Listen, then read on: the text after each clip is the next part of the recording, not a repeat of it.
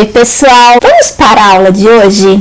Qual é o maior número de alfinetes que podem ser retirados do painel preso em uma parede, de modo que nenhum pedaço de papel caia no chão? Vamos resolver essa questão? Para resolver essa questão, nós precisamos organizar esses papéis e esses alfinetes para que essa organização facilite a nossa resolução. Então vamos nomear cada papel desses com uma letra do alfabeto. Vamos escrever aqui ao lado nessa figura que eu coloquei em tamanho maior para facilitar a visualização. Então nós temos aqui o papel A, o papel B, o papel C, o papel D, o E e o F. Agora vamos numerar esses alfinetes. Alfinete 1, alfinete 2, alfinete 3, alfinete 4, alfinete 5, o 6 aqui, o 7, 8, 9 e o 10. Agora que nós já organizamos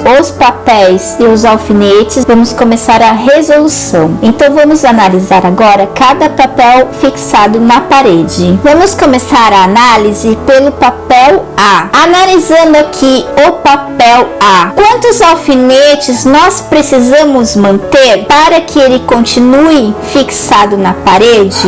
Olhando aqui, nós podemos retirar o alfinete 1 e o alfinete 2, certo? Se nós mantermos esse alfinete 3, tanto o papel A quanto o papel C continuam presos na parede. Então, dos alfinetes que estão espetados no papel A, vamos manter o alfinete 3. Agora vamos fazer a análise do papel B. Olhando aqui no papel B, nós podemos tirar algum alfinete? Não, porque o único alfinete que segura o papel B é o alfinete 4. Então, nós precisamos de qualquer forma manter esse alfinete.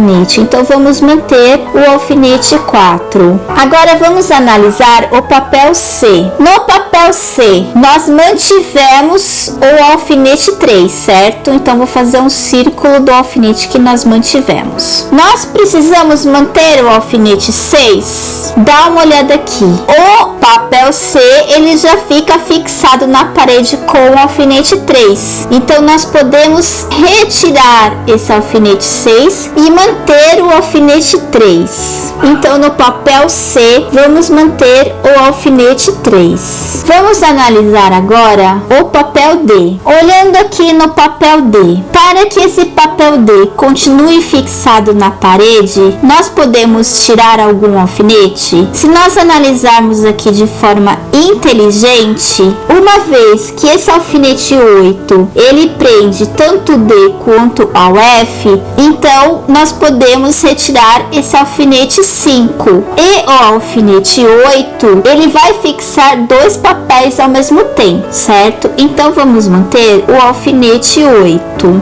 Agora vamos analisar o papel E. Nós podemos tirar algum alfinete do papel E para que ele continue fixado na parede? Nós podemos. Nós podemos tirar o alfinete 9 ou o 7. Tanto faz nesse caso. Então vamos tirar o 9 e manter o 7. Vamos circular aqui todos os alfinetes que nós mantivemos. Agora vamos analisar o papel F. No papel F, uma vez que nós já mantivemos o alfinete 8, nós podemos tirar o alfinete 10, certo? Então vamos manter o alfinete 8. Vamos para a pergunta: qual é o maior número de alfinetes que podem ser retirados do papel preso em uma parede, de modo que nenhum pedaço de papel caia no chão? Então ele quer saber o maior número de alfinetes que podem ser retirados. Então, diante dessa pergunta, quantos alfinetes nós precisamos manter no papel? Nós precisamos manter o alfinete 3, o alfinete 4, o alfinete 3 já foi falado ali, o alfinete 8 e o alfinete 7, certo? Porque o 8 está repetido aqui. Então foram 1, 2, 3, 4 alfinetes. Nós precisamos manter 4 alfinetes. Quantos alfinetes nós temos no quadro? Nós temos 10 alfinetes. Então, quantos alfinetes nós precisamos retirar? Nós podemos retirar 10 menos 4 alfinetes, que é igual a 6 alfinetes. Conseguiram entender o raciocínio aqui? Então, qual que é a alternativa correta? A alternativa correta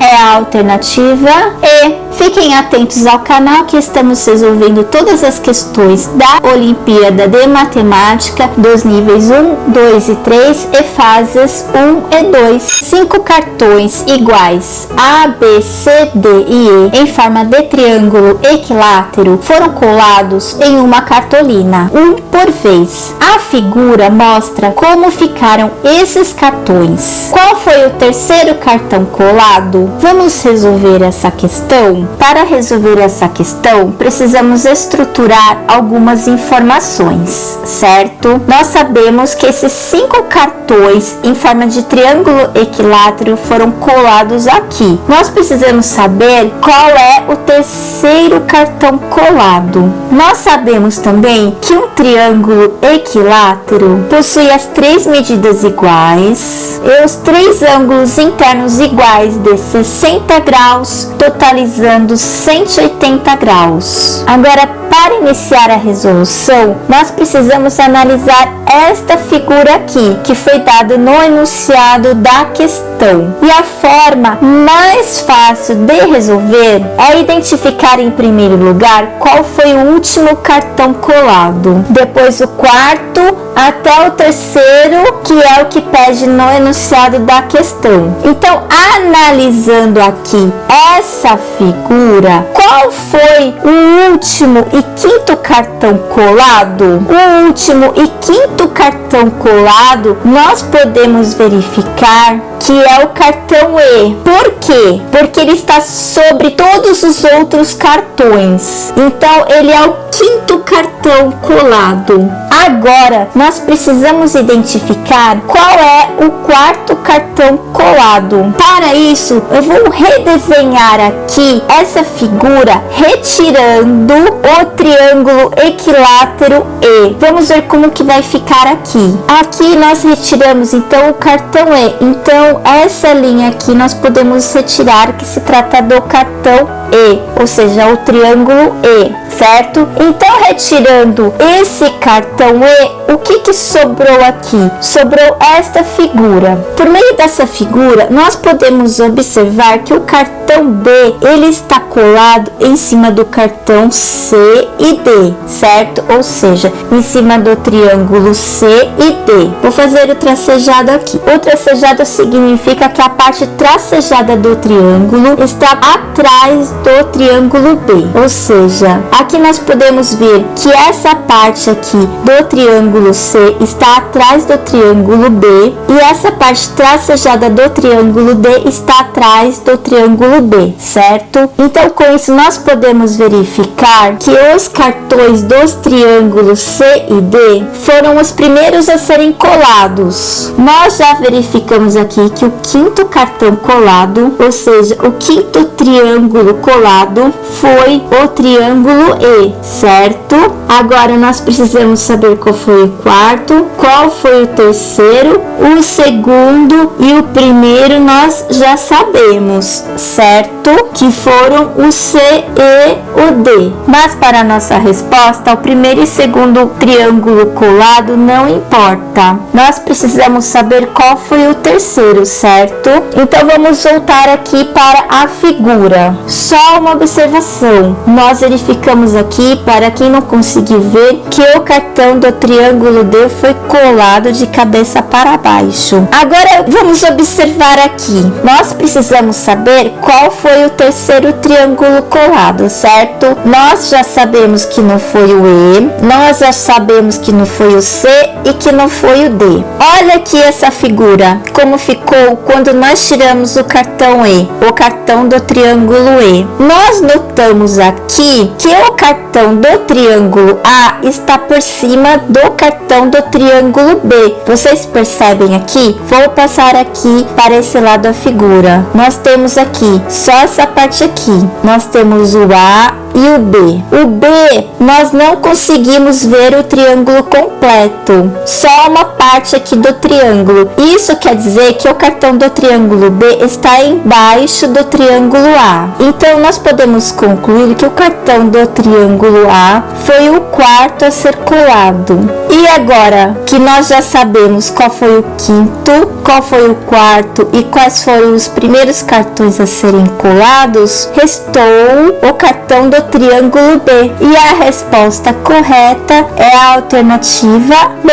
9 amigos comeram 5 pizzas, algumas cortadas em 6 fatias e outras cortadas em 8 fatias. Todos comeram o mesmo número de fatias e não sobrou nada. Quantas fatias cada um comeu? Lembrando que essa questão aqui também caiu na prova do nível 1 e fase 1 da Olimpíada de Matemática. Então vamos partir agora para resolver essa questão. Para resolver essa questão, em primeiro lugar, vamos estruturar as informações da questão. 9 amigos comeram 5 pizzas, sendo que algumas foram cortadas em 6 fatias e outras em 8 fatias. Vamos anotar aqui ao lado. Todos comeram o mesmo número de fatias e não sobrou nada. Quantas fatias cada um comeu? Para resolver essa questão, nós podemos trabalhar com possibilidades. Então vamos analisar aqui uma possibilidade. Vamos colocar aqui como primeira possibilidade, porque pode ser que tenha outras possibilidades. Vamos supor que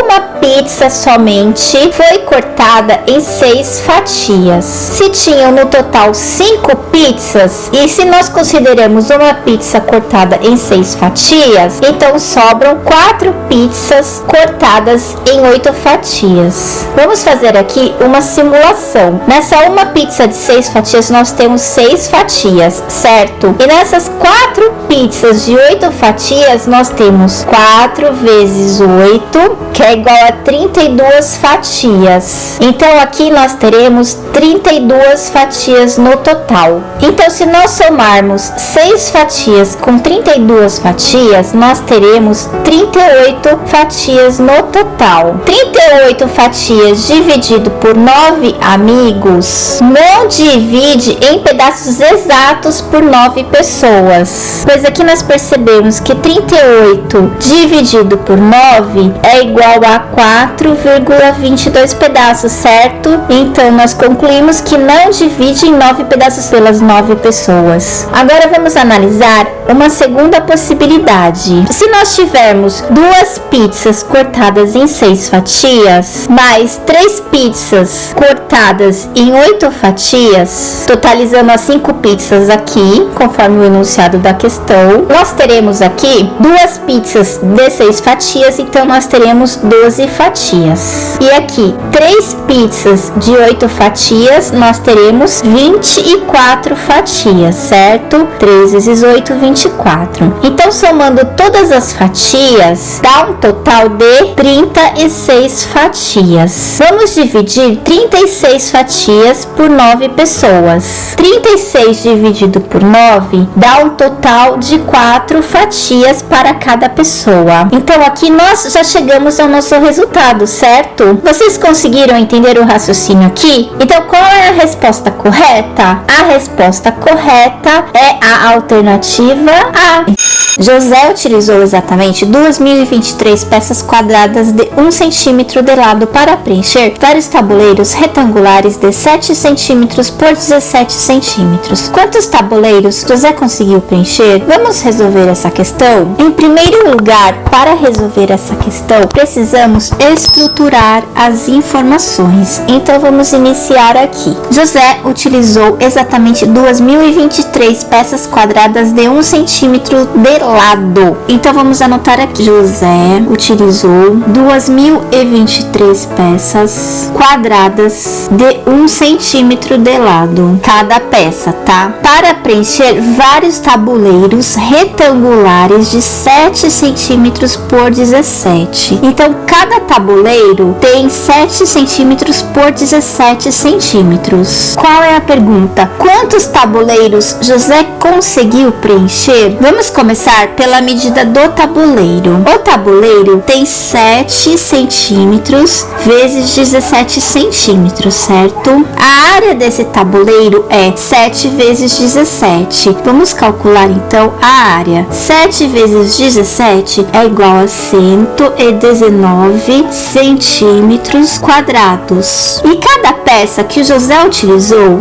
tem uma face de 1 centímetro quadrado, certo? Uma vez que ela é quadrada e tem 1 centímetro de lado. Então, a face dela tem 1 centímetro quadrado. 1 vezes 1, que é a área do quadrado, que é a área da face da peça, que é 1 centímetro quadrado. Agora vamos responder a pergunta dessa questão. Quantos tabuleiros José conseguiu preencher? Se ele tem 2.023 peças, 1 centímetro quadrado cada peça, então ele tem 2.023 centímetros quadrados de peça, certo? Da face da peça, uma vez que ela é quadrada, certo? Agora, se nós sabemos que a área de cada tabuleiro é igual a 119 centímetros quadrados, basta dividir 2.023 centímetros quadrados por 119 centímetros quadrados, que é a área do tabuleiro, que dá um resultado de 17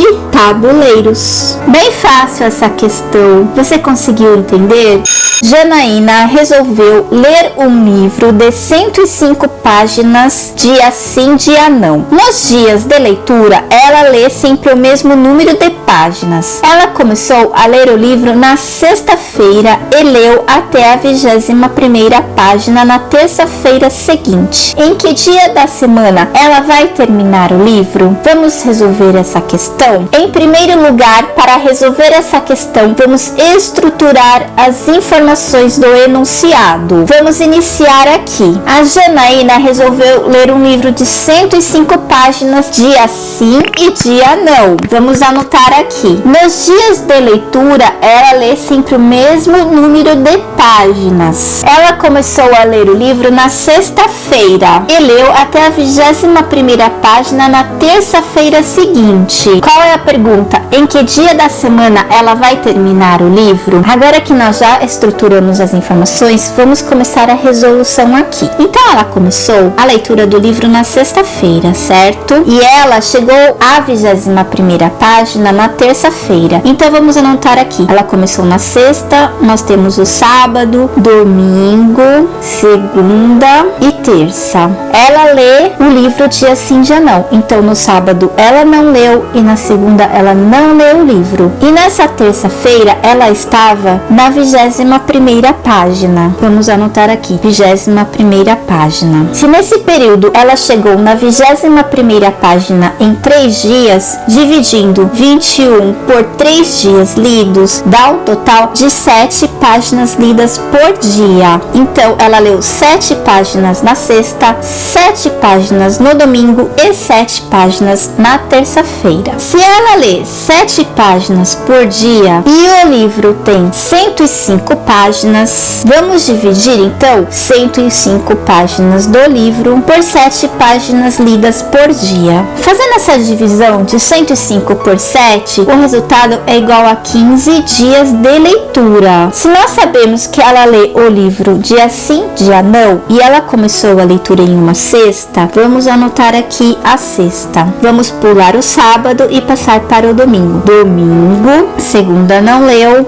na terça, na quarta não lê, ela lê na quinta, sexta não lê, ela vai para o sábado, domingo ela não lê, vai para a segunda, terça ela não lê, vai para a quarta. Então aqui nós temos todos os dias da semana começando pela sexta, certo? Porque aqui, quinta ela já não lê, voltaria para a sexta-feira. Então vamos começar a anotar aqui. Nós sabemos que tem 15 dias de leitura, certo? Então o primeiro dia foi nessa sexta-feira, o segundo dia foi no domingo, o terceiro dia foi na terça-feira, o quarto dia na quinta, o quinto dia no sábado, o sexto dia na segunda e o sétimo dia na quarta.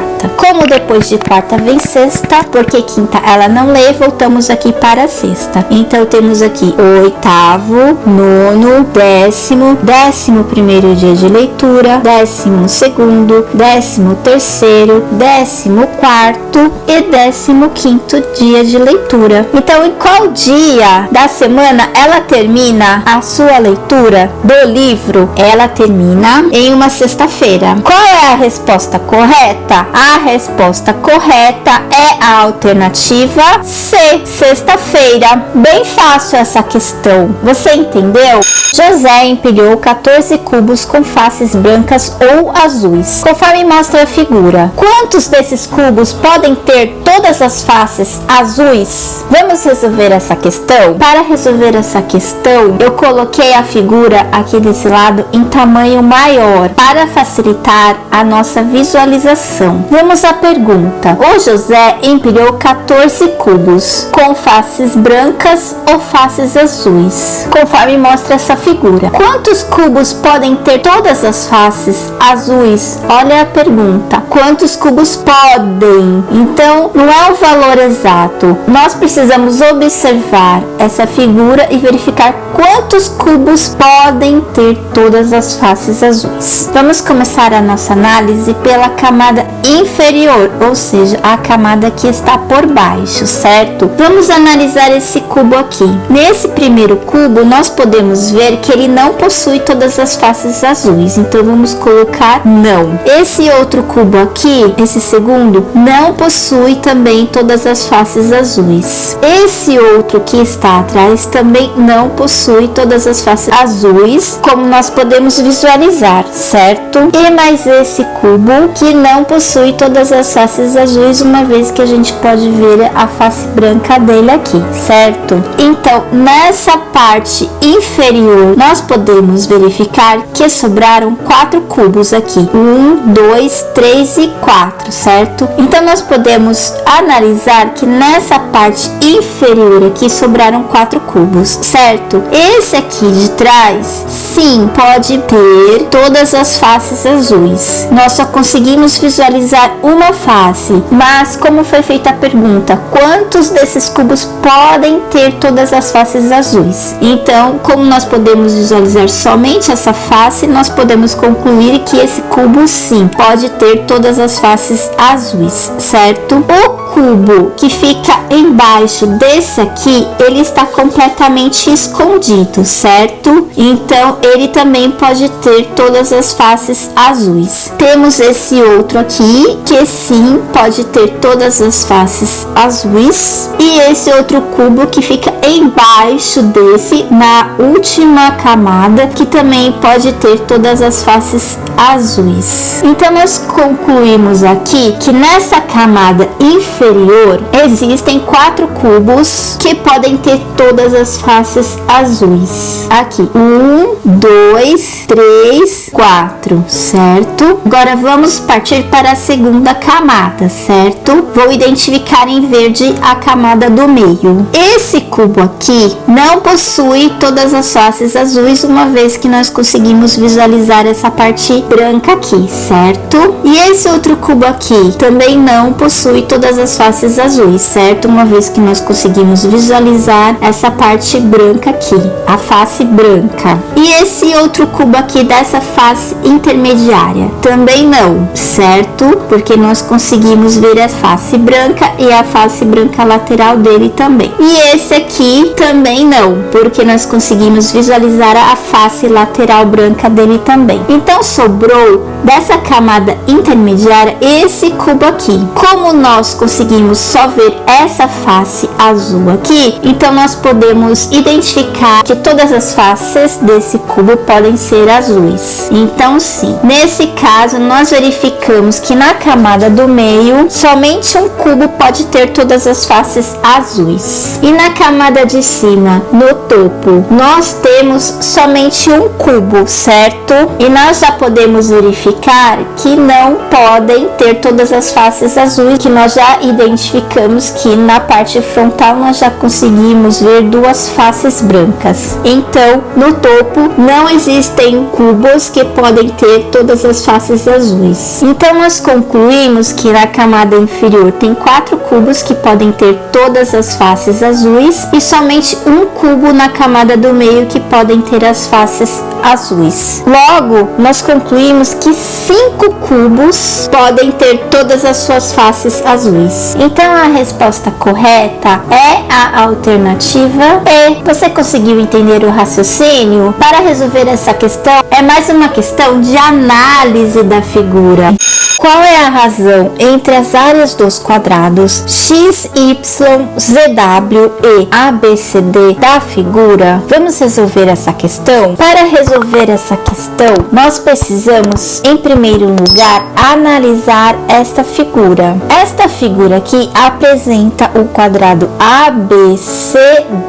Este quadrado é dividido pela diagonal AC. Essa diagonal divide este quadrado em duas metades, sendo essa uma metade e essa a outra metade, certo? Agora, nessa figura, vamos fazer o seguinte: nós temos um quadrado x, y, z, w, certo? Vamos fazer o seguinte: vamos traçar as diagonais desse quadrado aqui. Então, vamos lá. Vou fazer em tracejado. Então, eu tracejei essa diagonal e vou tracejar a outra diagonal aqui. Nós temos aqui, então, dentro desse quadrado, 4 triângulos. Se nós traçarmos aqui a altura desse triângulo também e a altura desse triângulo, nós percebemos que nós temos triângulos congruentes. São 1, 2, 3, 4, 5, 6, 7, 8, 9. 9 triângulos congruentes. O que são triângulos congruentes? Vou anotar aqui para facilitar. Triângulos congruentes ocorrem quando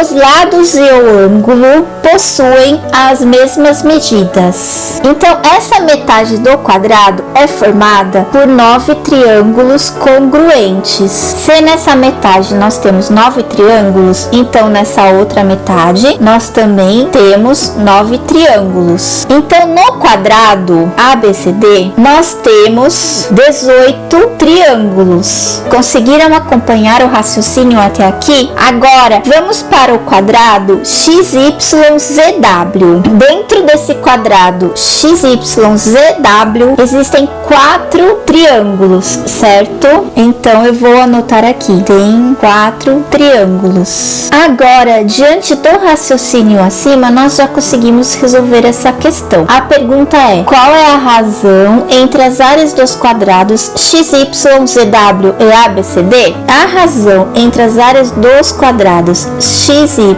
Z e W e ABCD é igual a 4 sobre 18. Simplificando aqui, dá um total de 2 nonos. Conseguiram perceber o raciocínio aqui? É mais questão de observação da figura. Então, a resposta correta é a alternativa A. Se A vezes B é igual a 1 meio, B vezes C é igual a 1 terço e A vezes C é igual a 1 sexto, qual é o valor de 1 sobre A elevado ao quadrado mais 1 sobre B elevado ao quadrado mais 1 sobre C elevado ao quadrado? Vamos resolver essa questão? Para resolver essa questão, em primeiro lugar, vamos observar as informações do enunciado. Nós temos aqui AB é igual a 1 meio, BC é igual a 1 terço e AC é igual a 1 sexto. E aí nós precisamos resolver esta expressão aqui. Vamos começar a resolução. Vamos copiar a expressão aqui. Vamos tirar aqui o mínimo múltiplo comum. Então temos aqui A ao quadrado vezes B elevado ao quadrado vezes C elevado ao quadrado, certo? Vamos fazer a resolução aqui. Então A elevado ao quadrado vezes quanto que vai dar? A elevado ao quadrado vezes B elevado ao quadrado vezes C elevado ao quadrado. Basta cortar o A aqui e temos aqui B elevado ao quadrado vezes C elevado ao quadrado, certo? É a mesma coisa que você tirar um mínimo múltiplo comum, só que com letras. E aqui a mesma coisa, só que fica A elevado ao quadrado vezes C elevado ao quadrado e agora A elevado ao quadrado vezes B elevado ao quadrado. Conseguiram perceber o raciocínio aqui? Então vamos dar continuidade à questão. Aqui B elevado ao quadrado vezes C elevado ao quadrado é a mesma coisa que B vezes C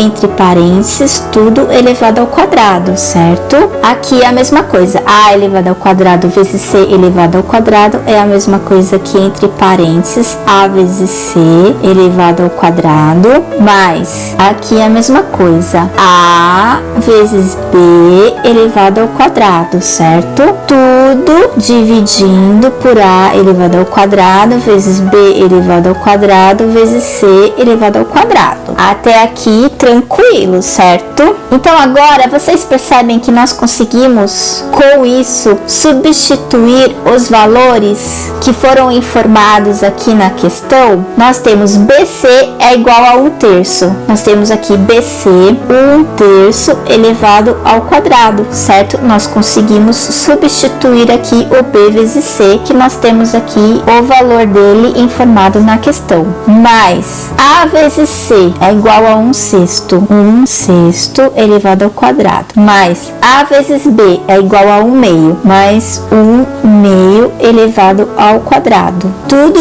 isso ainda sobre A elevado ao quadrado, B elevado ao quadrado vezes C elevado ao quadrado, certo? Vamos fazer o cálculo aqui. 1/3 elevado ao quadrado é igual a 1/9. Mais 1/6 elevado ao quadrado é igual a 1 sobre 36, certo? Aqui 1 vezes 1 e aqui 6 vezes 6, certo? 6 elevado ao quadrado é 6, que é igual a 36. Agora, 1/2 elevado ao quadrado é igual a 1/4.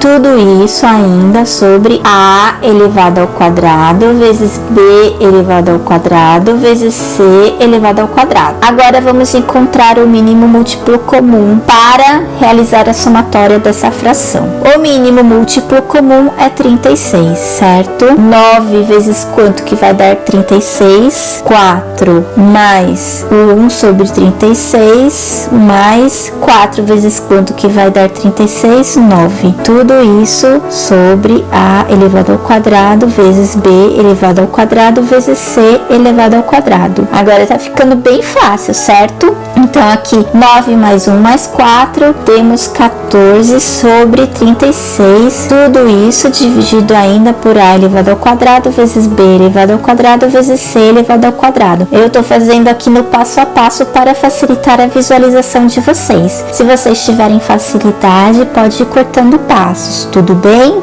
Agora, nós precisamos substituir A elevado ao quadrado vezes B elevado ao quadrado vezes C elevado ao quadrado por valores. Vamos fazer aqui ao lado esta anotação. A elevado ao quadrado vezes B elevado ao quadrado vezes C elevado ao quadrado é a mesma coisa que A vezes B vezes B vezes C vezes C. Conseguiram entender aqui onde eu quero chegar? Então vamos lá. Se nós sabemos que A vezes B é igual a 1/2, vamos colocar aqui A vezes B. Nós já tiramos aqui, certo? B vezes C é igual a 1/3, vamos colocar aqui B vezes C. E A vezes C é igual a 1/6, vamos colocar aqui embaixo, vezes A vezes C. Vocês perceberam que eu só mudei a forma e agora nós conseguimos visualizar os valores? Então nós temos aqui A vezes B é igual a 1/2 vezes B vezes C 1/3 e A vezes C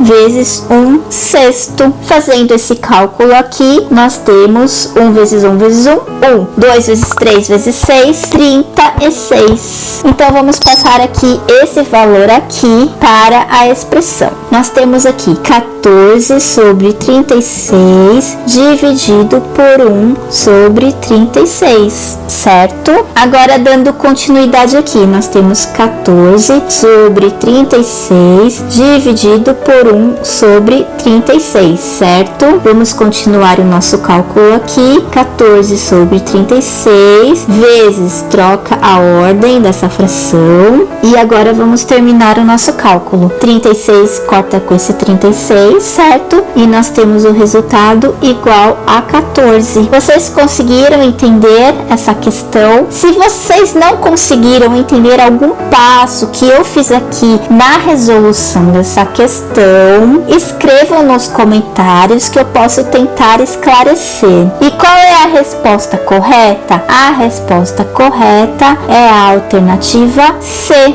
4 números inteiros positivos, não necessariamente distintos, estão escritos em um quadro. O produto deles é 2048 e a soma é 67. Qual é a menor soma possível de 3 desses números? Vamos resolver essa questão? Para resolver essa questão, em primeiro lugar, vamos estruturar as informações do enunciado. Então, vamos lá. Nós temos 4 números inteiros positivos, não necessariamente distintos. Vamos anotar aqui. O produto desses números é 2048 e a soma é 67. Qual é a menor soma possível de 3 desses números? Vamos observar aqui que esse número 2048 nós podemos faturar. Ele é uma potência de 2. Quer ver? Vou mostrar aqui para você. Vamos faturar esse número aqui. 2048 dividido por 2 é igual a 1024. Dividido por 2, 512. Dividido por 2, 256. Dividido por 2, 128. Dividido por 2, 64. Dividido por 2, 32. Dividido por 2, 16. Dividido por 2, 8. Dividido por 2, 4. Dividido por 2, 2. Dividido por 2, 1. Então, nós temos aqui 1, 2, 3, 4, 5, 6, 7, 8, 9, 10, 11. 2 elevado a 11. 2 elevado a 11 é igual a 2048. E agora, o que nós podemos fazer com essa informação? Vamos notar aqui. A soma desses 4 números é 67. Então, nós precisamos de 4 números desses aqui que somando dão um valor de 67. E conforme está escrito no enunciado, eles não são necessariamente distintos. Então, quer dizer que nós podemos repetir. Vamos fazer um teste aqui com o 64, certo? 64 mais... Nós precisamos de mais 3 números aqui para dar 67. Para ter mais 3 números aqui somando e dar um total de 67, nós podemos colocar o número 1, certo? Então, 64 mais 1 mais 1. Então, aqui nós já temos um total de 67, mas tem um porém. Nós precisamos que o produto desse número dê 2048. Vamos ver? 64 vezes 1 vezes 1 vezes 1 é diferente de 2048. Então, esses números aqui não servem. Vamos fazer um outro teste aqui. Para dar 67, nós precisamos escolher 4 números, certo? Vamos colocar então aqui o 32 duas vezes, uma vez que nós podemos repetir os números. 32 mais 32, certo? Vamos colocar o número 2. Então, nós temos aqui 32 mais 32 mais 2. Aqui já temos 64 com 2, 66. Para dar 67, precisamos do 1. Pegamos o 1 aqui. Então, aqui já deu 67. Vamos verificar se o produto desses 4 números vai dar 2048. 32 vezes 32 vezes 2 vezes 1 dá sim 2048. Vocês podem tirar a prova aí e fazer esse cálculo. E agora, vamos voltar à pergunta. Qual é a menor soma possível de 3 desses números? Nós precisamos escolher os 3 menores números para fazer essa soma. Quais são os 3 menores números? São esses 3 aqui, o 32, o 2 e o 1, certo? Então, vamos lá. 32 mais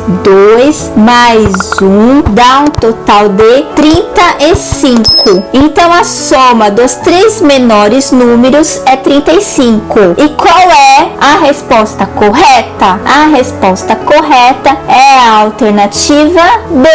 As idades de 3 crianças são 7, 8 e 9 anos. Na figura, vemos a resposta de cada uma delas, quando perguntadas sobre suas idades. A criança com 8 anos foi a única que mentiu. A criança mais velha e a criança mais nova, nessa ordem, são. Vamos resolver essa questão? Em primeiro lugar, vamos estruturar as informações do enunciado. As idades de 3 crianças são 7, 8 e 9 anos. Essa primeira criança diz que a idade não é 7. Essa outra segunda não é 8 e essa outra criança diz que não é 9. Vamos supor que essa primeira criança é a criança X, essa outra é a Y e essa última aqui é a Z. Vamos anotar aqui as informações ao lado. A criança X diz que a idade dela não é 7. A criança Y diz que a idade dela não é 8. E a criança Z diz que a idade dela não é 9. Voltando ao enunciado da questão. A criança com 8 anos foi a única que mentiu. Vamos anotar aqui ao lado. Agora que nós já estruturamos as informações, vamos começar a resolução. Essa é uma questão que dá um nó na cabeça da gente, mas eu vou tentar aqui explicar da melhor forma possível para que vocês possam entender o raciocínio da resolução da questão. Vou copiar essas informações aqui para baixo das idades para podermos dar continuidade à resolução. Vamos começar a nossa análise pela criança Y. A criança Y diz que não tem 8 anos, certo? Se ela diz a verdade, então ela tem 7 ou 9 anos. Se ela tem 7, então X ou Y precisa ter 8 anos. Vamos supor aqui que X tem 8 anos. Então aqui, se X tem 8 anos, porque nós supomos que X ou Y tem 8 anos, certo? Então, se X tem 8 anos, ela estaria dizendo a verdade, certo? Porque ela diz que ela não tem 7. Então, se ela tem 8 anos, conforme nós colocamos aqui, ela estaria dizendo a verdade. Mas, olha só a sacada. Mas, nesse caso, seria uma contradição, porque ela estaria dizendo a verdade. Mas, se sua idade é 8 anos, como nós dissemos, seria uma contradição, pois quem tem 8 anos mente. Vocês conseguiram entender a sacada aqui do raciocínio até agora? E o mesmo raciocínio seria para o caso se tivesse 9 anos. Também seria uma contradição. O raciocínio seria o mesmo, porque se ela tem 9 anos, uma das duas outras crianças teria 8 anos, certo? O mesmo raciocínio que nós fizemos aqui. E elas estariam falando a verdade. Mas como nós vimos, quem tem 8 anos mente. Então há uma contradição aqui. Agora vamos fazer uma outra análise aqui. Vamos supor que a criança Y, que diz que não tem 8 anos, ela mente. Eu vou escrever em rosa aqui. Se ela mente, então ela tem 8 anos. Porque só existe uma pessoa mentirosa, ou seja, a criança com 8 anos é a criança que mente, certo? Então, como só uma criança mentirosa, as outras duas falam a verdade. Então, se as outras duas falam a verdade, X não tem 7 anos, então ela tem 9. E a criança que diz que não tem 9 anos tem 7. Qual é a resposta correta? Vamos anotar aqui. Se X tem 9 anos, Y tem 8 anos e Z tem 7 anos, e a pergunta é: qual é a criança mais velha e a criança mais nova nessa ordem? A criança mais velha é a X e a criança mais nova é a Z. Qual é a resposta correta? A resposta correta é a alternativa B. Vocês conseguiram entender o raciocínio? Deu um nó na sua cabeça? Se sim, assista mais uma vez, com calma e bem devagar. Vá anotando no seu caderno que você consegue entender o raciocínio aqui. Se ainda ficar alguma dúvida, escreva nos comentários que eu posso tentar ajudar. Uma formiga, inicialmente no vértice A, anda sobre as linhas do quadriculado da figura, sempre para a direita ou para cima.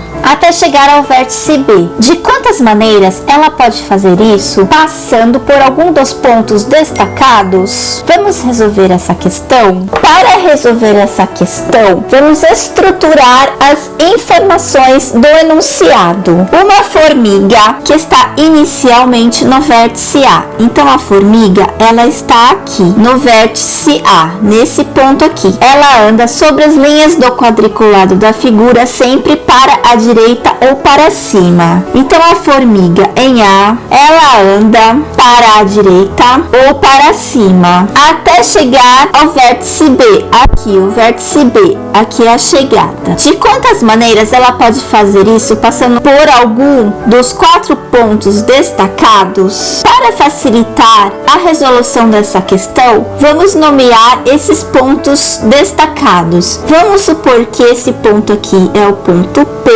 esse aqui é o ponto S, esse é o ponto R e esse é o ponto Q. Vamos analisar o primeiro caminho da formiga indo do vértice A ao vértice B, passando por B. Vamos anotar aqui: caminho de A a B, passando por P. Quantos caminhos são possíveis uma vez que a formiga anda para a direita ou para cima? Se a formiga ela sai do vértice A e anda para a direita, não é possível, porque ela precisa passar pelo ponto P para chegar ao vértice B. Então a formiga vai ter que se movimentar para cima. Então vou fazer aqui o caminho dela. Ela se movimenta para cima e depois para a direita. Existe algum outro caminho que a formiga possa fazer de A a B passando pelo ponto P? Não existe. Então aqui nós podemos constatar que existe somente um caminho. Agora vamos analisar o caminho do vértice A ao vértice B passando por Q. Vamos apagar aqui para facilitar a nossa visualização. Então nós precisamos fazer o caminho aqui de A a B passando por Q. A formiguinha, ela anda para a direita ou para a esquerda. Então, para passar por Q, ela vai ter que andar para a direita. Então, ela vai chegar aqui pela direita ao ponto Q e vai andar para cima até o ponto B. Existe algum caminho possível de A a B passando por Q diferente deste? Não, não existe. Então, aqui existe somente um caminho. Agora, vamos analisar o caminho de A a B passando pelo ponto R. Vamos apagar aqui esse caminho verde para facilitar a nossa visualização. Aqui na análise desse caminho de A até B passando por R está a grande sacada da questão. Para facilitar o nosso raciocínio aqui, vamos analisar primeiro o caminho de A até R e depois o caminho de R até B. Então vamos começar aqui. O caminho de A até R. De A até R. Quantos caminhos diferentes podem ser feitos? Se a formiguinha anda para a direita ou para cima, vamos supor que ela andou para a direita primeiro. Ela anda para a direita, para cima e para a direita. Então ela fez um caminho aqui. Agora ela andou para a direita e resolveu subir aqui por esse caminho. Então temos 2 caminhos diferentes. A mesma coisa, ela andou para a direita, subiu aqui e depois foi para a direita. 3 caminhos diferentes e assim por diante. Aqui ela andou para a direita, subiu e andou para a direita. 4 caminhos. Aqui ela andou para a direita, subiu e chegou em R. Então ela andou 5 caminhos diferentes. Além desses 5 caminhos, existe algum caminho diferente do ponto A ao ponto R, andando para cima ou para a direita? Sim, existe mais um. Ela pode ter subido aqui e andado para a direita. Então são 6 caminhos diferentes de A até R. Então vamos anotar aqui: 6 caminhos diferentes. Agora vamos analisar o caminho de R até B. Vamos supor então que a formiga andou para a direita. Se ela andou para a direita e depois subiu, então ela fez aqui um caminho possível. Se a formiguinha subiu e depois andou para a direita e depois subiu, tem 2 caminhos diferentes. A mesma coisa aqui, ela subiu, andou para a direita e depois subiu, 3 caminhos. Aqui novamente, subiu, andou para a direita e subiu, 4 caminhos. Novamente aqui, subiu, andou para a direita e subiu novamente, 5, e novamente subiu e andou para a direita, 6 caminhos diferentes. Existe algum caminho de R até B diferente, além desses que eu escrevi aqui? Não. Então existem aqui 6 caminhos diferentes de R a B. Só corrigindo aqui, BR até B. Daqui nós podemos concluir então que existem 6 vezes 6 caminhos, certo? Que é igual a 36. Agora vamos analisar o caminho de A a B passando por S. Em primeiro lugar, nós podemos analisar o caminho DA até S. DA até S, quantos caminhos diferentes, uma vez que a formiga vai para a direita ou para cima? Vamos olhar aqui, DA até S. Se ela veio para a direita, depois ela subiu, temos um caminho diferente, certo? Se ela subiu e foi para a direita e depois subiu, tem mais 2 caminhos. E a mesma coisa aqui, parecido com a análise do item anterior. Então aqui nós temos mais 3 caminhos diferentes, 4 caminhos diferentes, 5 caminhos diferentes e 6 caminhos diferentes. Então ela pode ter feito 6 caminhos aqui. Então vamos anotar aqui, 6 caminhos diferentes. Agora vamos analisar o caminho DS até B. DS até B, quantos caminhos ela pode ter feito uma vez que ela vai para a direita ou para cima? Vamos supor que em primeiro lugar ela foi para a direita e depois para cima. Então tem um caminho diferente. E aqui é muito parecido com a análise anterior. Se ela foi para cima e foi para a direita, então tem mais um caminho diferente. Então são 2 caminhos diferentes. Se ela foi para a direita e resolveu subir e para a direita novamente, são 3 caminhos. Então aqui mais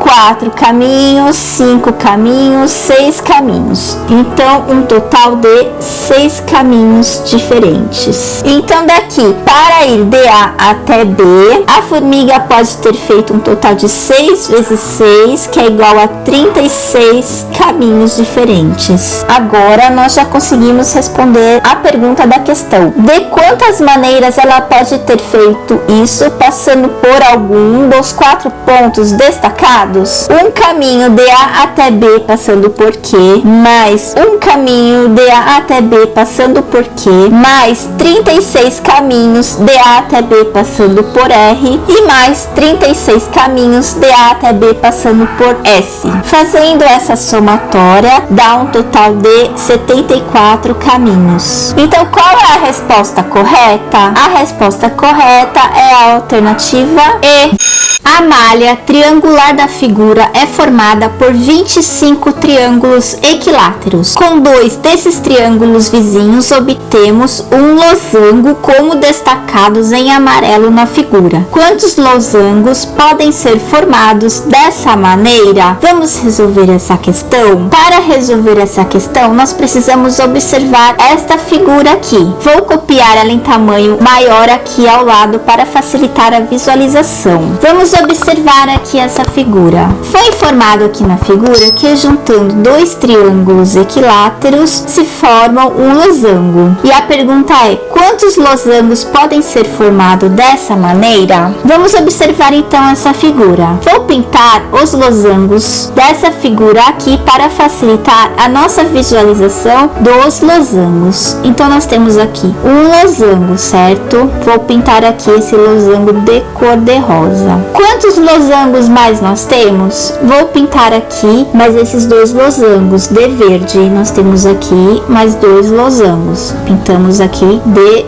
verde. Então aqui nós já descobrimos 3 losangos.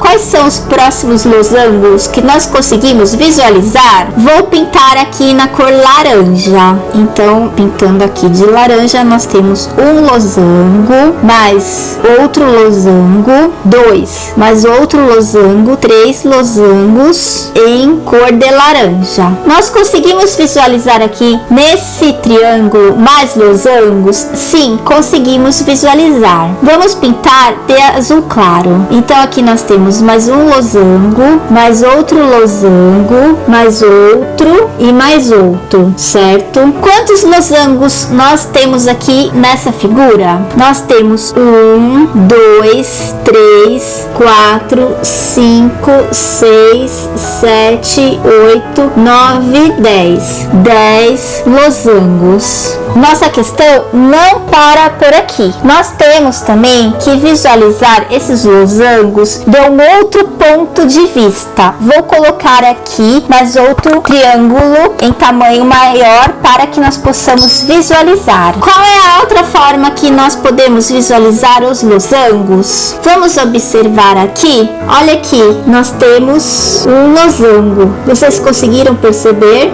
Aqui nós temos outro losango.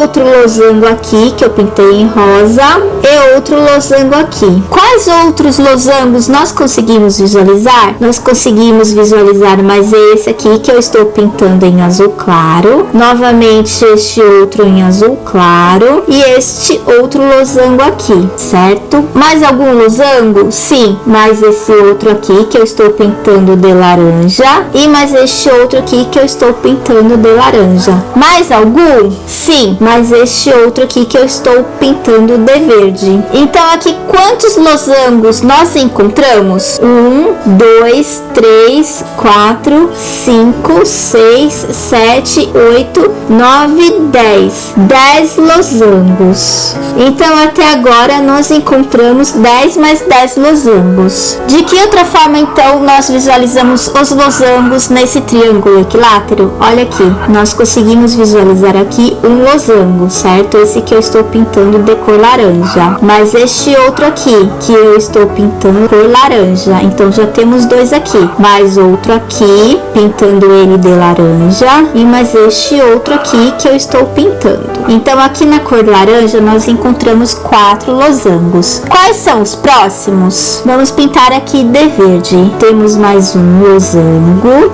outro aqui que eu estou pintando em verde e outro aqui que eu estou pintando em verde. Então temos aqui mais 3 losangos. Quais outros mais losangos nós temos? Pintando aqui na cor azul clara. Então aqui nós identificamos mais um losango e aqui mais um losango. E finalmente o último losango aqui na ponta desse triângulo. Quantos losangos nós identificamos aqui? 1, 2, 3, 4, 5, 6, 7, 8, 9, 10. Mais 10 losangos. Vocês conseguiram perceber? O que nós fizemos aqui foi uma rotação. Por exemplo, se nós rotacionarmos esse triângulo para cá, nós encontramos essa figura, certo? E esse triângulo aqui, se nós rotacionarmos para cá, nós encontramos esse triângulo aqui. Quantos losangos no total nós identificamos? Nós identificamos então 30 losangos. E qual é a resposta correta? A resposta correta é a alternativa B. Fiquem atentos ao canal que estamos resolvendo todas as questões da Olimpíada de Matemática dos níveis 1, 2 e 3. Você entendeu? Se ainda restou alguma dúvida, não esqueça de escrever nos comentários que eu posso tentar ajudá-los ainda. Então, até o próximo vídeo.